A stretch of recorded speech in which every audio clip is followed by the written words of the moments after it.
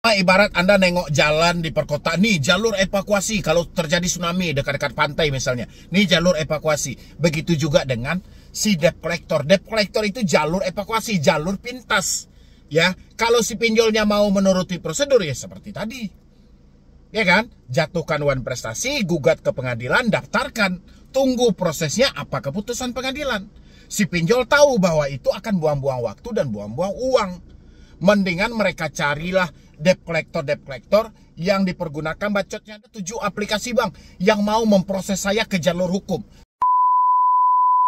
Yo, bagaimana video yang sudah saya update tadi? Teman-teman sudah paham apa belum? Ya, hari ini ada yang lebih canggih lagi. Saya tidak memunculkan pertanyaannya ataupun pernyataan dari email yang dikirim ataupun DM yang dikirim, ya. Tapi ada 7 pinjol legal sedang mempersiapkan berkas mereka untuk memproses debetur ke jalur hukum.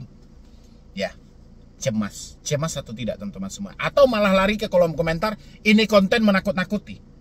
Ya, tapi jangan buru-buru ke kolom komentar. Simain dulu sampai habis, coba dicerna dulu, coba dipahami dulu. Benar-benar ini menakutkan Anda atau Andanya yang serba takut menengok apapun itu sudah takut? Namanya orang takut nengok tiang listrik aja udah kayak setan gitu loh. Ya, dalam bayangan dia tiang listrik sesuatu yang menakutkan karena dia sudah ketakutan dari dalam. Ya, tapi alangkah baiknya disimain dulu sampai habis. Kalau sudah paham nanti nggak perlu juga ke kolom komentar.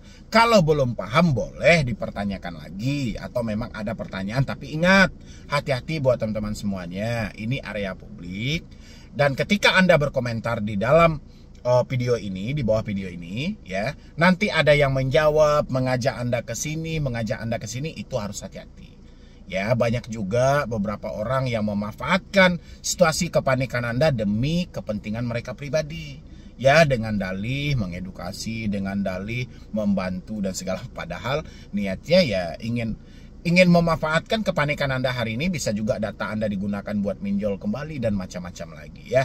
Tapi sebelum saya lanjutkan untuk bahas video ini, buat teman-teman semuanya yang belum mensupport boleh disupport dulu, yang belum mendukung boleh didukung dulu. Yang mau bergabung juga di dalam grup WhatsApp silahkan, tapi minimal Anda harus menjadi membership di channel ini sebagai bentuk apresiasi Anda. Tinggal klik tombol gabung yang ada di bawah nama channel, silahkan.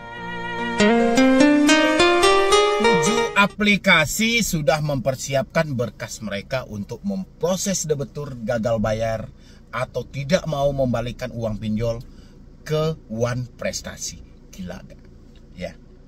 Panik nggak Anda kalau melihat seperti ini? Ya. Saya aja yang dikirimin sampai tertawa, saya bukan panik gitu loh ya. Dia bilangin, aku tadi di SMS sudah diajukan ke pengadilan terdekat. Ya, bukan 1 atau 2 pinjol yang menyampaikan ke dia seperti itu, tapi ada 7 aplikasi. Ya, aplikasinya aplikasi ya yang besar-besar lah. Ya, tapi hal itu nggak usah dipercaya buat teman-teman semuanya. Paling nggak Anda bisa memikir, berapa sih utang saya? Ya, sebesar apa sih utang saya? Sampai 100 juta kah? 1 miliar kah? Berapa sih sebenarnya gitu loh. Apakah jalur hukum ini tidak boleh bang? Bukan saya bilang tidak boleh. Jalur hukum itu boleh. OJK pun menyampaikan, dalam POJK sudah ada, di atas 90 hari pihak pinjol dilarang melakukan penagihan. Boleh mereka melanjutkan dengan menunjuk pihak ketiga ataupun pihak lawyer mereka untuk menjatuhkan ke One Prestasi. Berarti itu dibolehkan. Yang jadi pertanyaan, berapa sih hutang Anda? Ya, hutang Anda itu berapa? Oh oke, pinjol tidak memikirkan nominal. Oke, biaya siapa yang nanggung? Anda yang nanggung. Buat bayar hutang aja nggak bisa, gimana Anda mau nanggung biaya itu? Ya, itu bukan perkara mudah. Itu bukan perkara gampang. Si pinjol mengkaji lebih jauh hal itu. Ya, kalau seandainya pinjol mau melakukan pemrosesan terhadap diri Anda, apalagi Anda yang telat bayar, yang tidak mampu bayar, pinjol mau melakukan proses ke jalur hukum. Untuk apa mereka sewa jasa penagih hutang?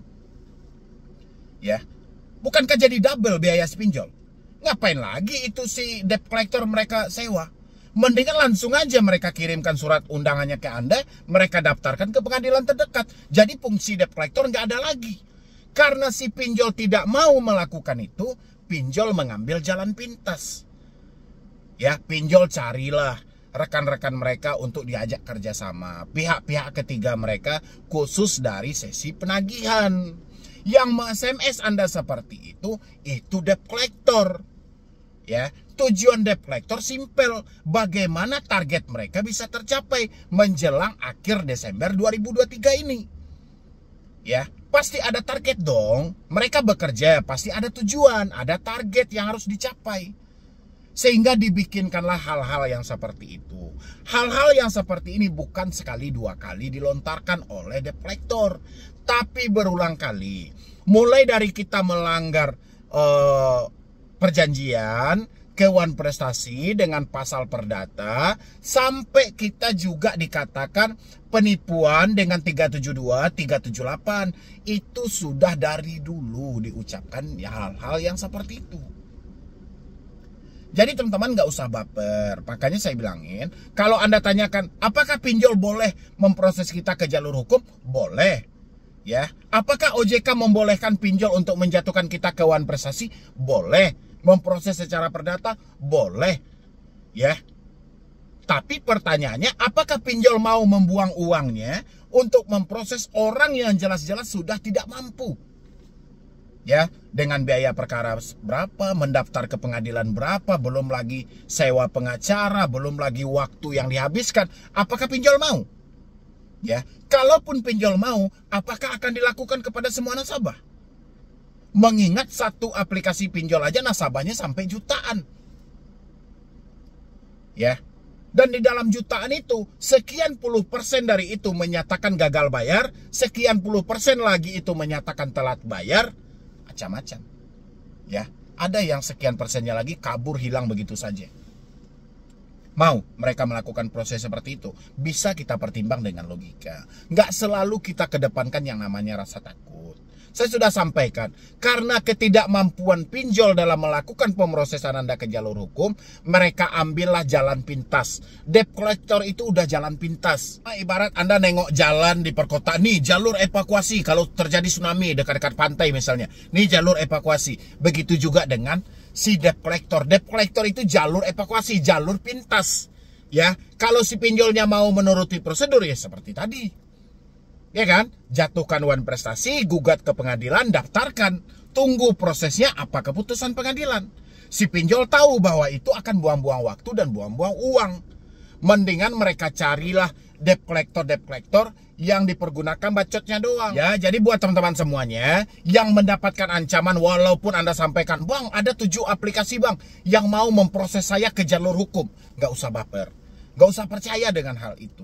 Kalau memang dia mau memproses Anda ke jalur hukum, untuk apa dia hadapkan kamu dengan penagih hutang? Ya, yang melakukan penagihan itu, yang SMS itu, yang WA, yang email, itu debt collector. Tukang tagih, bukan pemilik pinjol.